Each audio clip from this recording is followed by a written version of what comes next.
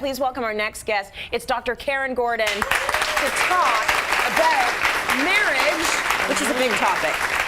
We want to focus specifically on marriage after your kids have gone into full-time school, if you are a stay-at-home mom, or if your kids have left the house. They've left the nest. You are sitting there with your husband, and you're looking at each other like, so, it's just me and you now. And you start coming up with all these reasons why things are not the way they're supposed to be. So let's talk a little bit about how you can sort of head off having some kind of a critical problem when the kids aren't around. So it actually happens a lot. It happens a lot. It happens a lot. In fact, one of the most common times for people to divorce is actually when after kids leave for college or university.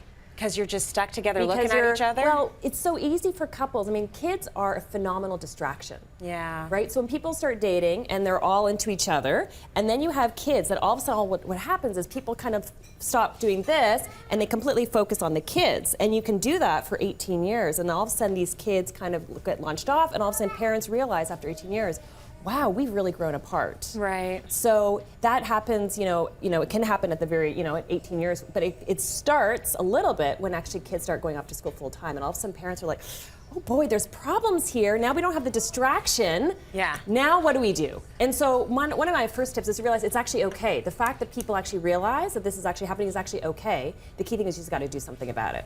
Okay, so you need to focus on your marriage, but not just when the kids are gone. Yes. You should be focused on your marriage when the kids are there. When the kids are there. And one of the biggest things I would actually recommend is you want to be focusing on connecting, not criticizing. Sorry, that's a really good tip. I know. Well, you know what? Focusing is not saying you're doing everything That's wrong. right. Here are the 10 things I would like you to be starting to work on, right? Good luck with that. That's not going to go over very well, right? So you want to focus on connecting. Yes. Connecting. Thinking about, this is actually one of the things I love doing with couples that are center. Thinking about what are the reasons that you actually fell in love with the person in the first place? What are the things that you were drawn to? What are the things you love talking about?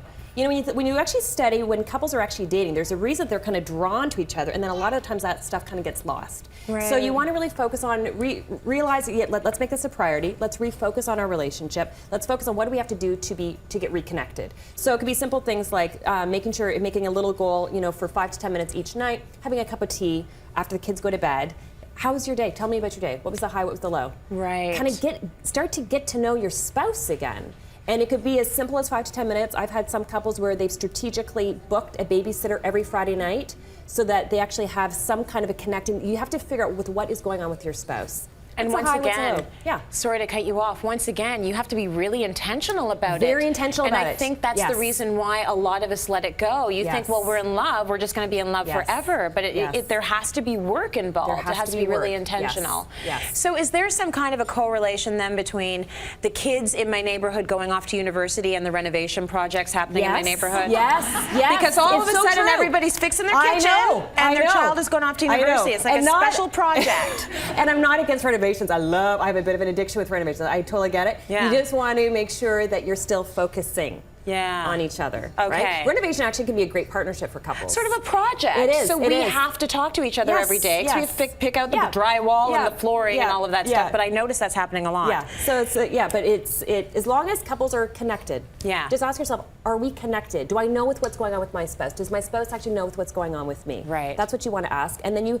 but it does take time. Like this is the thing. It does take time. So you have to strategically figure out when are we going to start making time for this. Yeah. And you got to just do it. So your second tip is don't lose yourself, and this should be something that is happening while the kids are still at home. Yeah, so we do leadership events at our center, and actually I did one in July, and it was actually for mostly women around, it's almost like a strategic life plan. And it was interesting, so many of the women that attended that particular event, they talked about, I've lost myself. I don't know who I am anymore. I was so focused on my kids and helping my kids, and I don't know who I am. And so one of the things I really try to encourage, I love being a mom, but being a mom is not all of me. It's part of me. And I'm also a wife, I'm also a sister, I'm also a friend, I'm also a daughter, but I'm also just my own person. And I find that we have to make sure that we are investing in all of these parts to ourselves. Because here's the thing, if parents, sometimes I'll hear parents say, my kids are my life. Yeah. It's actually a pretty bit dangerous statement because no child should be the source of happiness from their parents. It's too much pressure for kids. It actually drives their anxiety. Yeah, that can't be good for the It's child not good. either, right? It's not good for the kids at all. And in fact, it actually creates very much of a codependent relationship. So you want to make sure that we want to focus on our kids, know that our kids are a priority, but not that they are our life. They're not our lifeline. Okay. That's where it becomes actually unhealthy. So it's actually really good for parents to focus on themselves. What about when people say, well, they're young right now and they're not going to be young forever, and you want to spend all this time with them because at some point they're going to slam the door in your face and they're going to paint their room black and wear black nail polish and studs in their nose. It's like you have to enjoy it's a fear factor now. Right. So, you can enjoy them. You enjoy them, but you still don't want to be their lifeline. They can't be everything. You cannot be everything. It's too unhealthy. It really kind of gets you into a very codependent relationship, and it's not good for anybody. How do we figure out who we are again? Think back to what were some of the things you loved to do before kids?